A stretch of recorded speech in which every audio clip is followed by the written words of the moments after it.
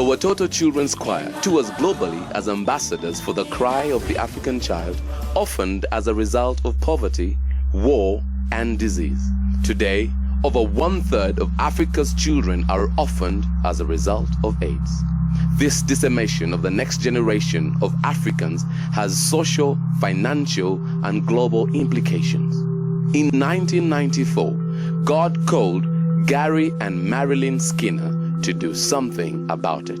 God put on our hearts that we must not build an institutional orphanage, but we need to build homes. And we realize that a community, a country, a city, a nation will only be as strong and as healthy as the families. So we got property and we developed a children's village where there are 8 children living in a home with a mom, and those kids belong to that family. That's their brothers and sisters, and this is mom, and they're going to grow up to be normal, healthy kids.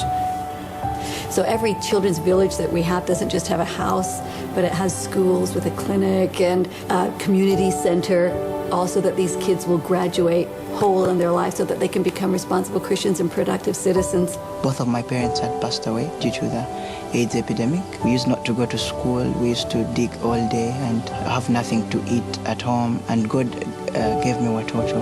They gave me a new mother and a teacher and education. They need someone to come alongside them, stand beside them and say, hey, we believe in you, and we know that you too can be something in life. I lost my husband. He died of AIDS. Yeah. So we were rejected. We had that stigma that go along with AIDS.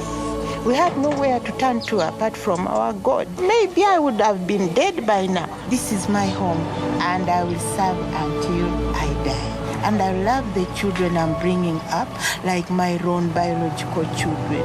So the bottom line for us in everything we do is to raise up the next generation of African leaders. We believe is going to transform not only our city, but eventually our country. We hope our continent as this spreads all over Africa. One of the great needs in Uganda was for abandoned babies. We found out that mothers as young as 13 years of age get pregnant. They have a premature child, they freak out, they don't know what to do, they throw away the child. There were many babies that were literally thrown down outdoor toilets. I found some babies with their hands and feet tied behind their backs, left as human refuse. So we really felt a need. We've got to do something about these babies. And so baby WATOTO is the result. We call the place the bulrushes. In that home, they come in literally dying.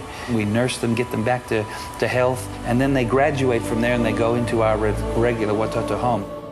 Someone rescued me through WATOTO childcare, and it's not just me, it's been thousands of boys and girls who have gone through the program, and they are a lot better. I didn't know my parents. They died of HIV/AIDS. They died when I'm still young. I just saw the pictures of my parents, but I did not see them. I felt bad because my sisters used to go to school, and for me, I used to raise cows. The life was not easy. We couldn't go to school because they cannot pay for us the school fees. I was 8 years old when I came to WATOTO.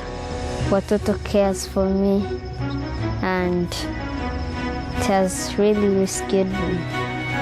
I think that God has a beautiful plan for every hurting person to get them out of their hurt into wholeness, back to a place where they have a sense of dignity and value and worth. You can't just give a hungry man a loaf of bread and think you've solved his problems. I think we have to treat people holistically. WATOTO is like an open door to hurting people.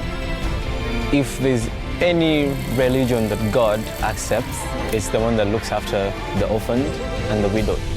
And that's exactly what's happening at WATOTO Church. The church is about love. It's about justice. It's about kindness, about goodness. When you live that out in community, you can transform your community into a beautiful community. And when we love one another and we love God together, and we live in a community of love, we can solve any of our problems. It gives people hope when they realize the power of what real love is. Jesus is above everything, and he's the center of everything we do.